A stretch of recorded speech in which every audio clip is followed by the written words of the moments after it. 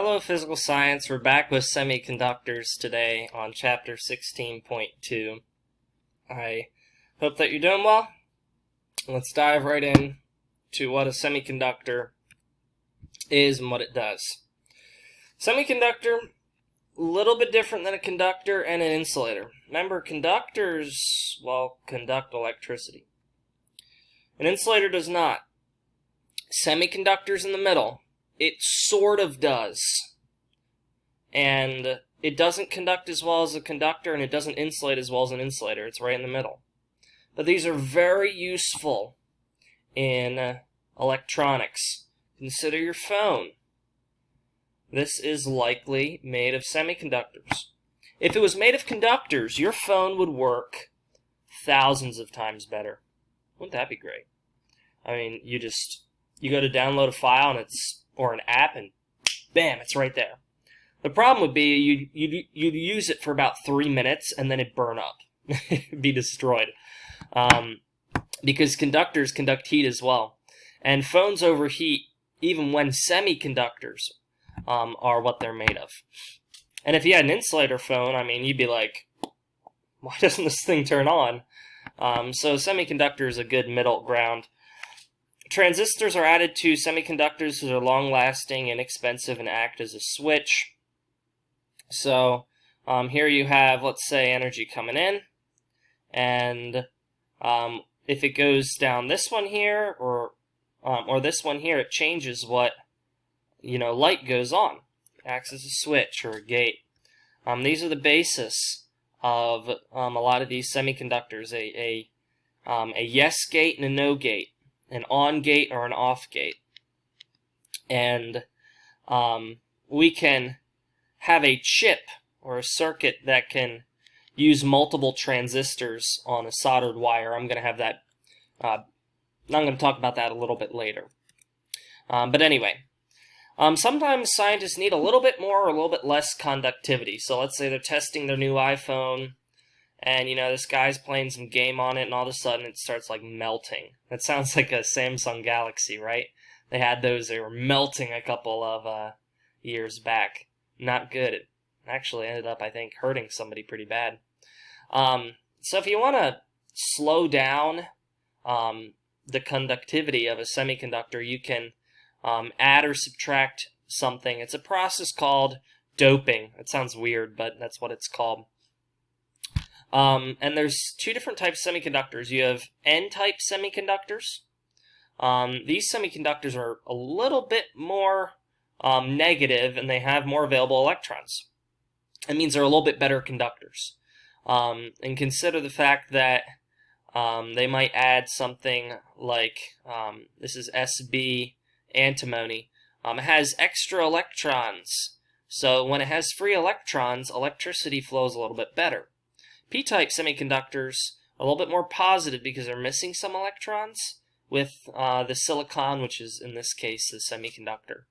Gallium's also used, and whenever electricity flows by, some of the electricity flows into this compound here, and it doesn't go as fast or as well as it needs to, but it does stop some conductivity, which is a good thing. So if you had a melting Samsung Galaxy phone, you add a little bit of boron in here, you get a P-type semiconductor, and now your phone doesn't overheat. That's a good thing. And these things are tested out in labs all over the world. Types of transistors. Remember, the transistors are a switch. You have a junction transistor. It's ceramic, sturdy. Something that's ceramic is probably your tile, maybe in your kitchen. Sounds weird, right? And it's coated in ceramic, so that it's a little bit more sturdy, like a tile. They're found in phones, right? Because what happens to a phone? So here I have a phone, and all of a sudden, oh, I dropped it, right? Well, my phone didn't crack.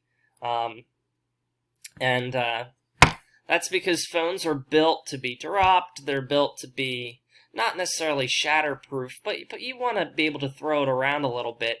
However, if you have a desktop computer, odds are you don't move that thing too much. And if you drop a desktop computer, it's going to be a big problem.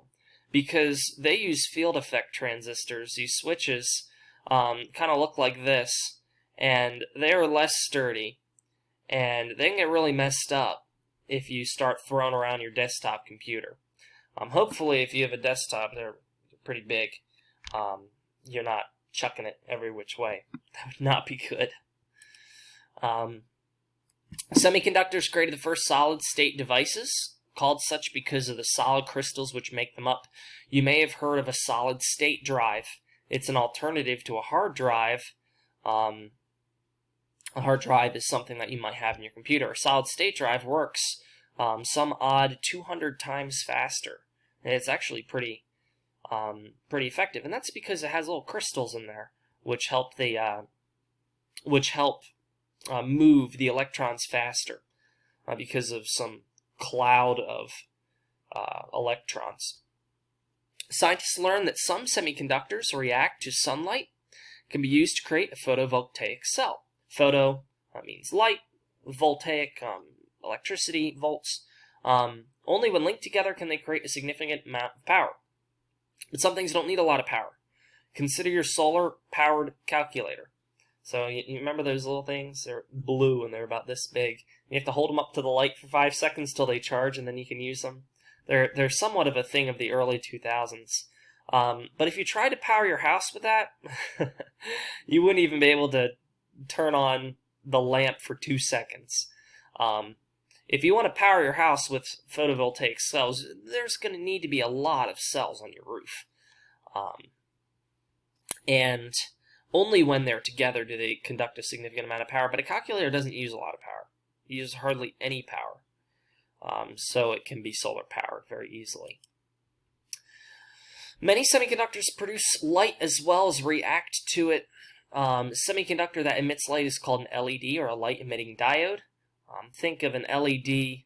They create LED like Christmas lights. Some people have those LED lights on their car.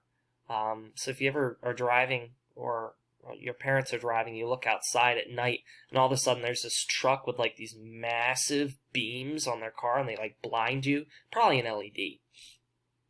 It's a semiconductor that reacts to light and produces light. An integrated circuit, we already talked a little bit about this, is a computer chip, single piece of semiconductor creating a full circuit. These integrated circuits are a lot better than having separate components. So let's say if you wanted to create a circuit, you'd have to have a ton of different components. It's better to just put them all in one little chip. Why is that? Cost, size, reliability. Cost, you don't have to keep track of 1,000 different things. You just produce a chip and sell it. Size, if you have 1,000 different things, I mean, they're kind of everywhere, every which way. You need to have special people to run these circuits together. Reliability, these chips are very reliable, and if they break, you just get a new one. And that's the end of section 16.2. Make sure you do the section 3 questions on 386. We're going to talk about section 16.3 electronic computers tomorrow and the next day as well, because this is a 2-part lesson. There's a lot here on computers. Well, anyway, I hope you have a good day, and I'll see you later.